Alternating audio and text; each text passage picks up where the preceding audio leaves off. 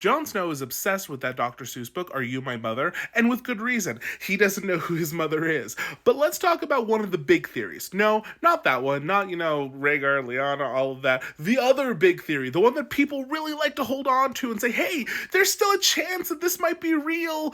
Okay, let's talk about it. And that is, of course, N+A = J. Ned plus Ashara equals Jon. Now, it might sound like I'm poking fun a little bit, and maybe I am, because at this point, R plus L equals J, Rhaegar plus Lyanna equals Jon, is confirmed in show canon, so I think we can make a reasonable assumption that it's probably the case in the book too, but people like to hold on to this. So let's talk about the theory, N+A = J, how Ned and Ashara may have had a secret romance that resulted in Jon Snow. Now, the main justification for this theory is the fact that Ashara Dayne is the person in the book referenced with Jon as a possible mother for Jon. In the aftermath of Ned bringing Jon home to Winterfell, rumors swirled about who the mother was, and the big candidate that spread all over the castle was Ashara Dayne. Ashara Dayne, who Ned was known to have a crush on as recently as just like a year or two before. Now, we have to cobble this information together just a little bit, but we do hear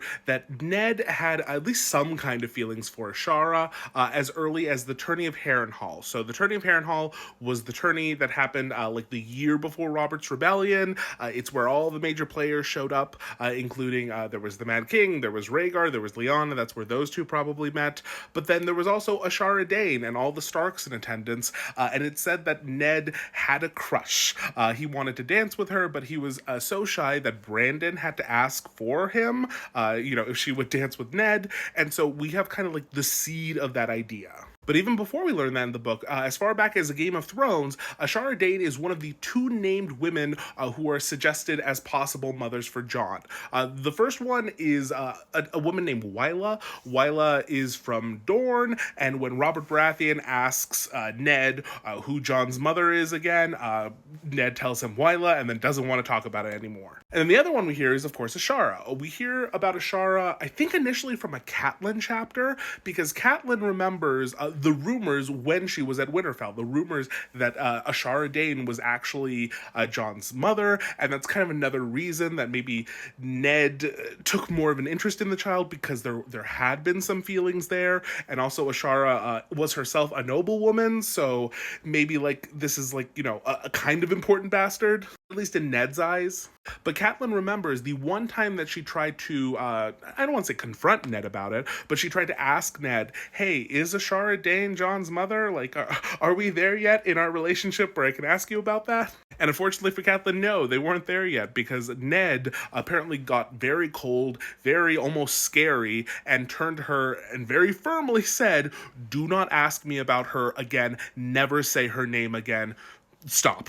If I'm remembering correctly, Catelyn also had to say where she had heard the rumor, and going forward, Ned made sure that no one in Winterfell said Ashara Dayne's name again. So Ashara is set up as the rumored mother. So all throughout A Game of Thrones, we have her mentioned, and Ned, being reluctant to talk about Jon's mother, kind of deflects with Robert Baratheon, which can explain the Wylla of it all. But then the plot thickens, because we do hear at a later point from Barristan Selmy, I believe it's in A Dance with Dragons, so very, very late, that he had also had a crush on Ashara Dayne, because she was, just that pretty. Like, look at her, the face card, it's everything. But he mentions that Ashara Dayne at the tourney of Harrenhal was dishonored by a Stark. And dishonored is like a euphemism for, I think you know what. So if we're hearing from multiple sources, different sources, which like makes it a little more tangible that, Ned had a crush.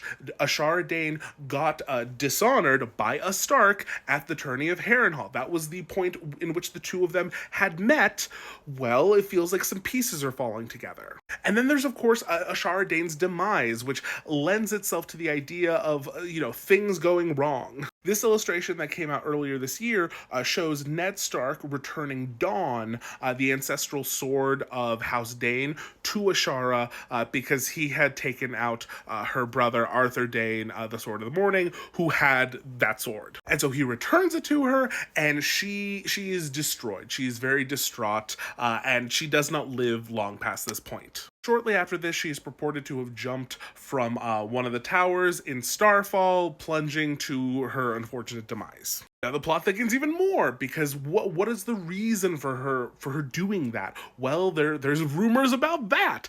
There's rumors that it was just the grief, that it was rejection by who we don't know, or the possible loss of a child. That's a big one. That is something that we hear, that she possibly lost a child. Now, is it Jon? Is it the fact that she couldn't keep Jon? Who knows? But then the plot thickens even more, because remember Wylla, that random name that Ned seemed to have pulled out of his ass? Well, it's not a random name after all, because it turns out that Wylla was actually a servant at Starfall. How do we learn this? Well, Arya, as she is trudging through the Riverlands, runs into a young man named Edric Dayne. He is, I believe, a cousin, nephew of Ashara. He's the generation below. I think she would be his aunt. Yeah, she's his aunt. Sometimes I do this from memory, y'all. Just, a deal. You're here still, hey. Edric starts dropping the lore like crazy, and also reveals that, hey, his name is Edric, but his nickname is Ned. He is nicknamed after Ned Stark. Which is weird when Ned, just unalived his uncle. So there's layers to this. We're confused. Edric goes on to say that his wet nurse was Wylla, that servant in service to House Dayne, and that Wylla was actually Jon's mother. And the reason that she was his wet nurse was because Edric's mother couldn't breastfeed, and so they had to pass it along to the new mother in the house. Now, why am I mentioning this Wylla stuff in association with Ashara? Well, I think it stands to reason that isn't necessarily the mic drop moment. That could just be what the child was told. But it does establish that Jon is a baby in the vicinity of the Daynes, and that Wylla was a real person, and at the very least, she was Jon's wet nurse, if not his mother.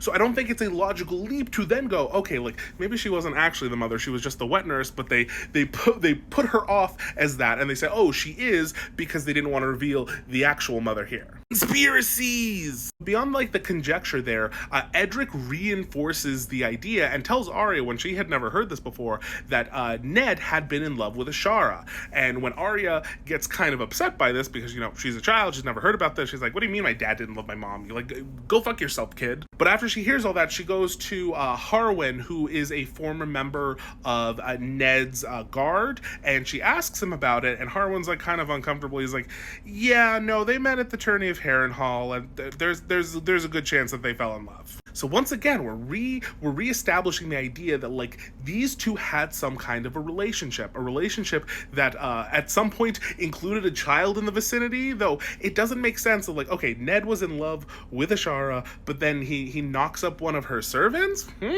So in short, is there evidence for N+A=J? I think absolutely. I think that, if you look at all those pieces, there's weird stuff going on. And even if you were absolutely not, this is a dumb theory, whatever, it's R+L=J, which I get, there is something going on with Ashara, and we don't know what. She is involved in the narrative. She's involved with Jon in some way, or she's at least in his orbit at the time of his birth. Now, how do I personally feel about this? Well, after all that, I'm going to say I'm so sorry to all the N+A=J people. I appreciate you. I value you. You're beautiful. You're gorgeous. You're Linda Evangelista. You're a model. You're great. But I don't buy this. And the reason I don't buy this is kind of the inverse of the argument. People, a lot of the times when they're supporting this theory, they're like, yeah, but R+L=J is just too obvious. That's not George's style. He's going to subvert things. And to that, I'd say, I think we're, once again, misunderstanding what subversion is here. Because in the books, the textual evidence that is presented to us all points to Ashara. We have all of these details that are dropped, throughout the piece, pointing to her at least being associated with Jon near the time of his birth. Do you know who isn't pointed out? Lyanna and Rhaegar. They are conspicuously not mentioned in association with Jon, at least by the characters themselves. In fact, Ashara Dayne, in my opinion, is put here specifically to make it look like, oh, we are supposed to be looking at here. George is pointing to her and saying, look over here, y'all. And just like any good magician, you do that so that you ignore what's happening over there. And this isn't to say that I don't think she is involved. I think she is. It's just not in the way that this theory purports. Please tell me in the comments how wrong I am. Give me your dissertation in 12-part comments. It's all good. And yeah, you're all great. Have a great night. Bye.